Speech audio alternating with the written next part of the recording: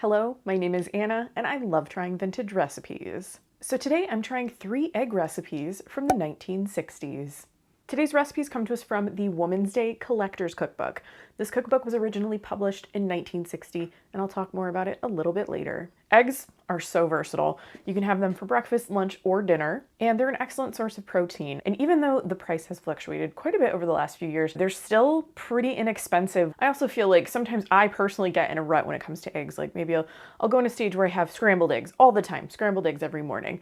Or I'll do a fried egg. I think with like fried eggs, like an over easy egg and toast, great meal, but sometimes I kind of get stuck. I get stuck there. So I wanted to feature a few recipes that maybe you haven't thought about, maybe you've never tried even, for eggs. Just some different uses, some different types of meals that you can make. Kicking things off, I'm gonna start with this Savory Canapé recipe. And this recipe uses hard-cooked eggs. I will go ahead and link my preferred method for cooking hard-cooked eggs. Notice I said my preferred method. I'm not going to tell you it's the best way because it is the best way for me, but it might not be the best way for you. So, figure out what you like to do, figure out how you like to cook hard-cooked eggs, and use that method. I'm a huge fan of the saying, this is a way, not the way. I think there's more than one way to do something most of the time, and it might work well for you, but it might not work for someone else. So I have in this bowl a hard-cooked egg that I've chopped very fine. And to that, I'm adding the rest of these ingredients. And that consists of some minced pimiento. I just took pimiento from a jar and I chopped it very fine. A lot of fine chopping today. Just noticed I'm not wearing an apron. Okay, let's not get too messy. Some dry mustard that goes in here. I have some grated Parmesan cheese. I'm cutting this recipe in half, hence the very small bowl. Some salt, a bit of parsley, and some very soft butter. So I'm gonna get a fork and kind of mash all of that together, I think. And then after that, I'm going to add a little ketchup. It doesn't give a perfect amount or anything. It just says enough to hold everything together.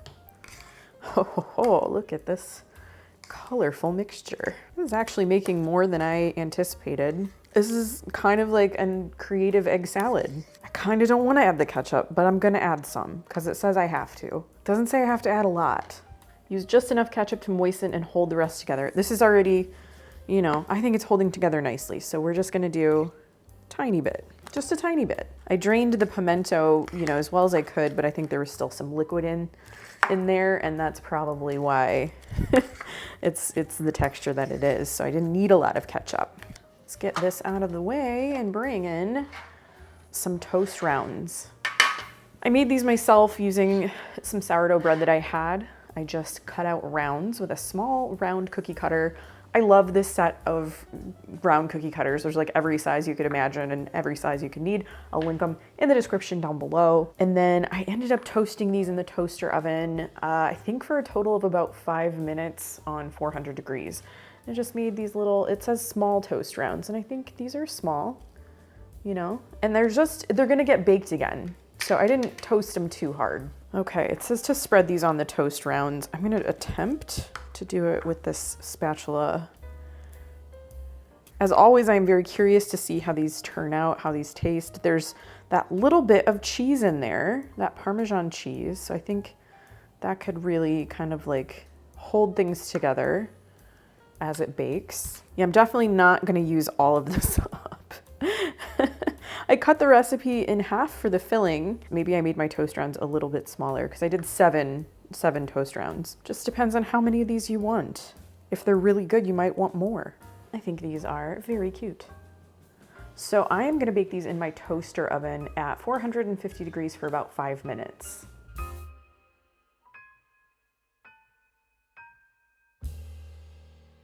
I think they look very cute. Admittedly, I did sneak a little taste of the topping, the filling. That was cold, like unbaked. I just took a little forkful and tasted it. And honestly, I am into it. I thought it was delicious that way. Like you could use it as a sandwich spread, kind of like an egg salad, or put it on crackers or something like that. So let's see if the hot version outdoes the cold version, I guess, like the cold filling by itself. Very interested.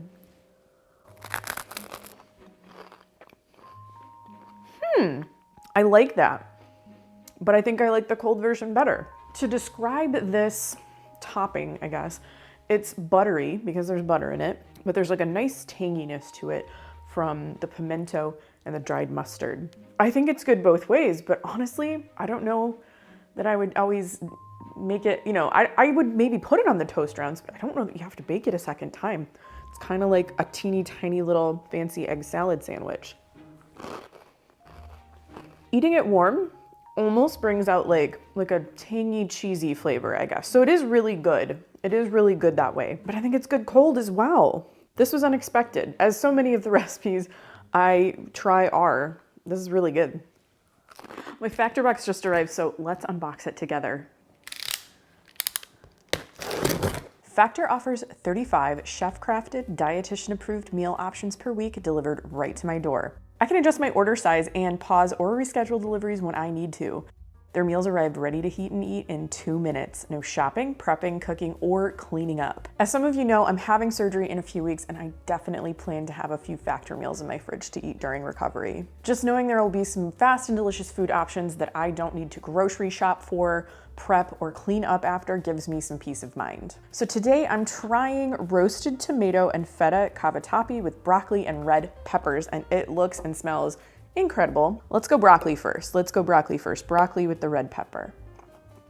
I love the addition of the red pepper, and whatever seasonings they're using are spot on. Let's go pasta. I love a pasta dish. That is very good. Intense tomato flavor, a little bit zesty, but also a little bit creamy. If you'd like to give Factor a try, head to factor75.com or click the link in my description down below and use code COOKINGBOOKS50 for 50% off your first Factor box and 20% off your next month of orders. That's code COOKINGBOOKS50 at factor75.com for 50% off your first Factor box and 20% off your next month of orders. Thank you again to Factor for sponsoring today's video. The next recipe I'm going to be preparing is golden fleece. And this recipe is the entire reason that I decided to do this video. The name of the recipe, first off, excellent, wonderful. Secondly, it sounds amazing, the combination of ingredients, and I love a baked egg. This is kind of like a baked cheesy egg. So looking forward to giving this one a try. This recipe starts with cream cheese. And it says in the recipe to soften this over a double boiler. And that I decided to do differently. I left this out at room temp for a while and then I microwaved it for just a few seconds. I didn't want to set up an entire double boiler situation if I wasn't going to cook in it. So, I have that technology available to me. I decided to use it. So I am going to break this up a little bit. Also, I'm choosing to mix this together in a large Pyrex measuring cup, mostly because I'm going to need to pour this mixture into some custard cups, and I thought that would make it a little easier. So let me just break this up a bit. Okay, there we are. So now I have to add my remaining ingredients, and that consists of some milk, eggs. I'm cutting this recipe in half. And I have dry mustard and a bit of salt. That is well combined. If you're wondering why I decided to use a hand mixer, like an electric hand mixer to mix this, I wanted everything to be well incorporated and not have like a ton of lumps of cream cheese kind of hanging out in there. And I thought an electric hand mixer was probably my best bet. I could have whisked it as well. I just chose to go a different way. I have a couple of custard cups. I think these are a good size. We'll find out. And I have a bread pan. So, you may know it's coming eventually. First, let's fill these. Well, we got a few lumps, but I think it's okay. Yeah, these were a good size. I have like one size up from this, but I think I'm happy with that. So, the bread pan. I'm gonna place my cups in here, and I'm gonna fill this about halfway up the sides of the cups with hot water, not boiling water, just hot water. Yes, I'm making a water bath. I decided to go with this bread pan since I'm cutting the recipe in half. You don't want like too much space between the cups and like the sides. You want a little bit of space. But if I used too big of a pan, it could have affected some of the cooking of the eggs. So I thought this was perfect for 2 custard cups, this bread pan, and we'll find out how well it works. So I'm ready to put this in the oven, and I'm baking it at 375 for 20 to 25 minutes. All right, look at that. It's lovely and soft. The eggs are set. It's not like super jiggly or anything. It is still very hot, so that's why I'm wearing an oven glove. I couldn't wait. I couldn't wait. Ready to go here. Ooh, okay. So it is very soft. Cutting into it. Ooh, okay. Looks like it might be a good texture. That is so pleasant. It is so pleasant.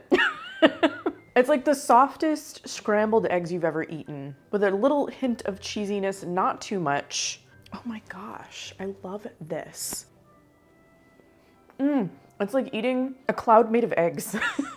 And it's so dang good. Okay. So I did make 2 servings of this. A full recipe makes 4 servings. I cut it in half, and I'm going to do a little bit of an experiment. I'm going to let the other one cool, and I'm going to put it in the refrigerator, and then I'm going to try it for breakfast tomorrow morning. And I want to see how the texture is. I have a feeling that it might still be pretty good. You know, sometimes refrigerated eggs, like they might get a little rubbery or something, but I feel like the cream cheese in this is going to keep things like really nice and like not dried out, I guess. But I think I like this as is. Like I really like this as is. I think it would be really good with chives, or I wouldn't say anything like too strong. It's so good. I knew it. I knew it would be. Finally, I am going to be preparing this dish called eggs Hongroise. And Hongroise just means Hungarian. So I've melted my butter in a pan here, and now I need to cook a little bit of finely diced onion. And it says cook for 5 minutes. So we'll be right back. Okay, 5 minutes later, so now I need to blend in my flour and also my paprika. It's quite a bit of paprika in this recipe. Will you just look at that color? So flour and paprika are well incorporated, and now I need to add my liquids, and there are 3. So starting with chicken broth and milk, and then some heavy cream. So I've got my twist here. I'm gonna start with it flat and see how it goes. Let's turn it into a balloon whisk. I just need to keep stirring this until it thickens. It shouldn't take too long. No sooner did I turn the camera off and it started to thicken. So that happened very quickly. So now I need to add a little salt. Oh, that beep in the background is my toast. So you serve this dish over some toasted bread. Also need to add a little pepper. I'm actually gonna cut the heat on that because I don't have too much more to go. So I've added the salt and pepper, and now the part you've all been waiting for, the part that this video is about, it's the eggs. So I need to add my hard-cooked eggs, and I'm gonna do this in a little bit of a fussy way because I don't want them to fall completely apart. So I'm just gonna, look at that. This is definitely a lot fussier than I would normally get. I have 3 sliced hard-cooked eggs. I used the same method that I used for my other hard-cooked egg. In fact, I cooked all of them at the same time. I find that this gets me a good result, but you do you. Should I just take the thumbnail photo now? So I'm gonna bring that back and let it cook a little bit longer until those eggs are heated through.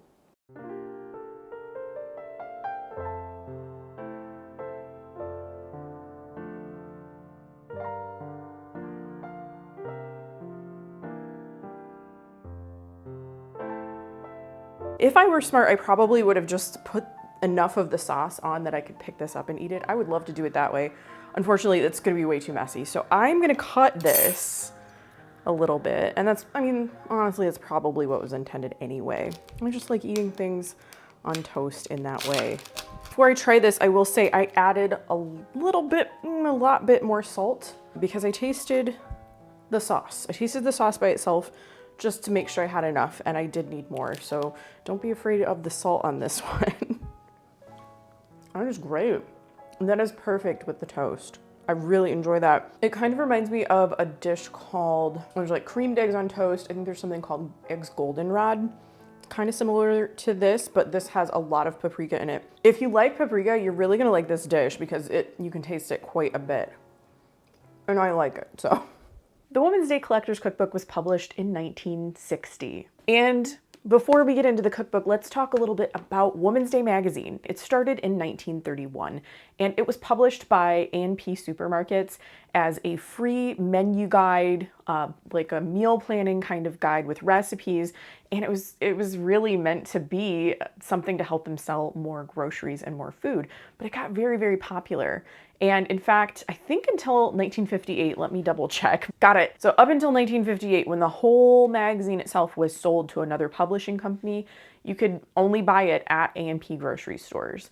And this is really fun. I actually have some old issues of Women's Day magazine. I remember my mom picking up this magazine when I was growing up. You know, very few little treats my mom would get for herself, but Women's Day magazine and Family Circle magazine, those were the ones that I think she would get the most, like when she would pick them up. Mostly for like the recipes, the projects, the stories, that kind of thing. Okay, so this is exciting. I have 3 issues here. The first issue is from 1965, and will you look at that cover? I believe, yeah, so the knitting pattern for this whole outfit is in here. I can knit. I know how to knit. I've never knit anything like that. Maybe someday. But it also features new fall hairstyles, 5 ways to decorate an entrance hall, the crab meat cookbook. Sorry, you won't find that on this channel, unfortunately for me. Tunic aprons, that's fun. Tunic aprons, the latest, brightest at-home fashions. Wow. I mean, there's a lot of good stuff in here, and I would love to do a flip through. I sometimes do flip throughs of magazines and catalogs on my Patreon, so maybe I'll do some of those again over there. Yes, collect vintage cookbooks, but I absolutely love things like vintage magazines and vintage catalogs. So we're skipping back. We're skipping back to 1948, and that is the cover. There's no really like headlines in the same way that you saw in the 1965 one. So there's, oh my, sorry, I was just looking. There's an ad on the back for Mor, M-O-R, chopped beef, chopped lamb, chopped veal, and chopped pork. But yeah, there's a lot of ads in here. There's recipes. Not gonna do a full flip through, but boy, I had to share this ad. Isn't that beautiful? What is this even for? Ivory Snow. That is for Ivory Snow soap. This one is the oldest issue that I have. It's a little delicate. This one is from August of 1941. Looks like they're going canoeing, something. But then we have on the back an ad for Spam. Good old Spam. It's a Spam summer, in fact. I like Spam. I prefer to eat it hot instead of cold. So those are just a few issues of Women's Day magazine. Women's Day magazine. I always say Women's Day, but it's Woman's Day magazine from the past. Very cool, but you know, let's talk a little bit about this cookbook. So this was published in 1960. I got this at Half Price Books earlier this year. It showed up in one of my haul videos. This caught my eye mostly because this cover is like red with these yellow kind of sponge painted polka dots. And the interior right here, like the inside cover has, again, this kind of, it's almost like a black print. So it's like kind of a greenish yellow background and then like a darker turquoise print in there. I don't think I actually have any other Women's Day cookbooks. I possibly have some like small booklets, but I think this is really the only like all-encompassing kind of book that I have. There's a lot of things to love about this. I think I say that for every cookbook, but I love cookbooks. What can I say? The contents consist of, you know, appetizers, breads, main dish soups. We've got all the different meats, chafing dish specialties, main dish casseroles, just everything.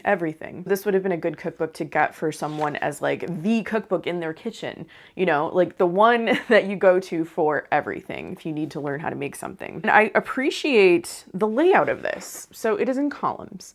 And I think you've probably heard me say before, I don't usually love columns, but something about the way this one is done is it's very easy to read. I only dislike the columns when they're like harder to read. So this one, I think they do a great job of, for one thing, like separating everything. You can see there's a line down the middle of the page, and then they have the recipe title kind of bold and all in caps. And then even the ingredients, you can kind of see on some of these. Let me turn to a different page. You can kind of see on some of these, the ingredients, if those are also in columns, there's like a line between. So they do a lot to sort of separate things and make them, for me personally, easier to read. The other thing that's really fun about this, illustrations. You know, they look like block prints to me, possibly.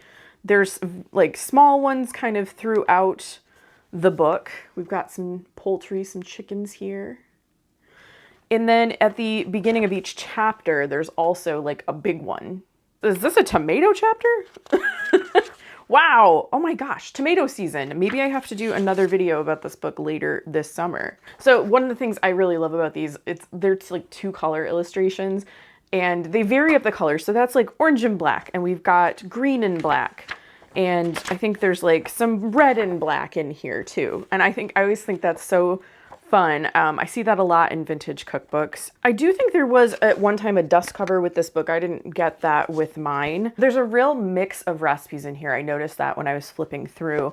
There's, you know, your basics, more simple dishes, more everyday kinds of dishes, but they do throw in some like fancy things, or at least fancy sounding. There's this one that's cheese chicken sandwich a la salle. I don't know, that sounds fancy to me. Fresh tuna tarragon. Ooh, like actual fresh tuna, not the canned stuff. And then we have beef loaf with carrots.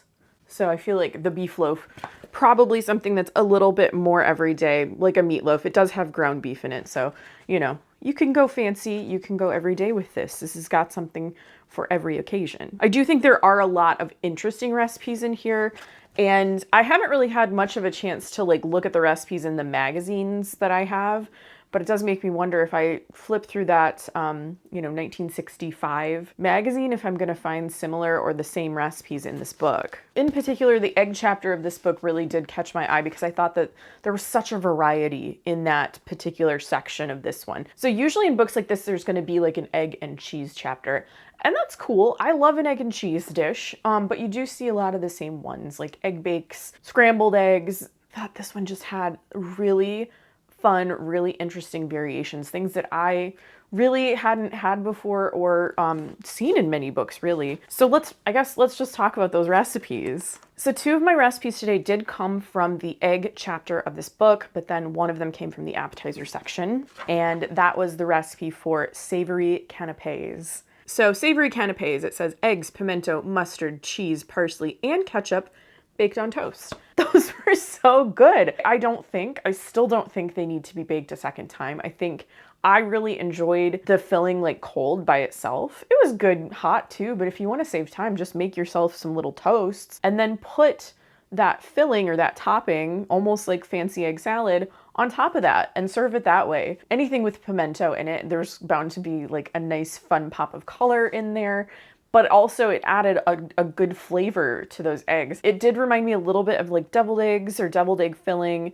I have made deviled eggs with butter in them. If you've never tried that, it actually is very good. And it's usually like the deviled egg recipes I've tried that have butter in the yolk mixture.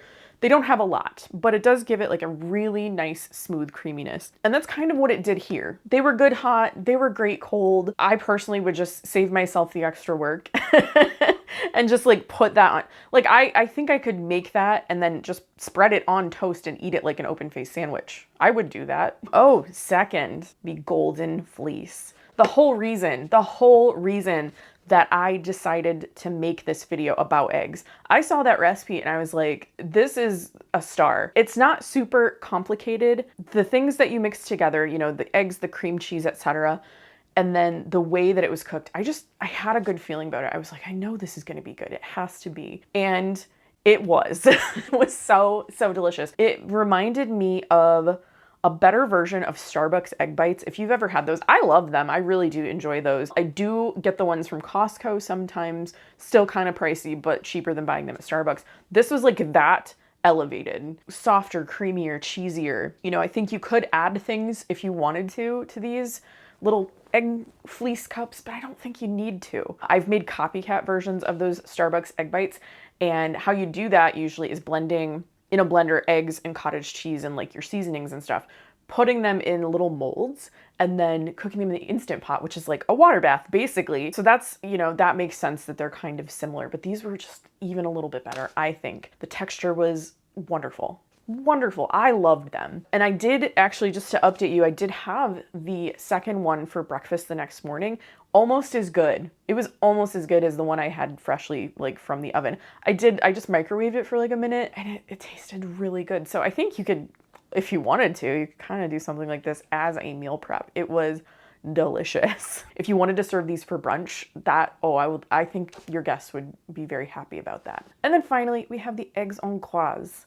That just means Hungarian, which makes sense because this recipe has a lot of paprika in it. Basically, it's kind of like eggs paprikash. It reminded me a lot of like chicken paprikash. The sauce is creamy, had a good flavor from the paprika. Just a delicious complement to those eggs. And when you put it over some really good toast, I had some sourdough bread that I toasted and I ate those together. Oh my gosh, just a delight. And you could have that any time of day. Great breakfast dish, great lunch, great dinner. And the simplicity of it, just think about those ingredients. I personally have like most of those things, if not all of those things, on hand all the time, but they come together to make something special. You think eggs and toast, very tasty meal. I would love to have that any time of day.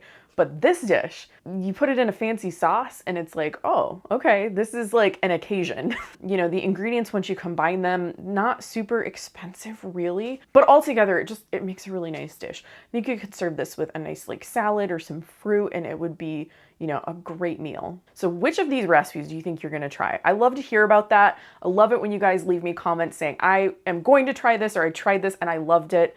You know, tell me in the comments, which one of these do you want to make? I'd like to once again thank Factor for sponsoring today's video. Visit factor75.com and use code CookingBooks50 for 50% off your first Factor box and 20% off your next month of orders. I hope you enjoyed this video. If you did, please give it a thumbs up and subscribe to my channel if you haven't already. Thanks again for watching, and I'll see you in my next video. Bye.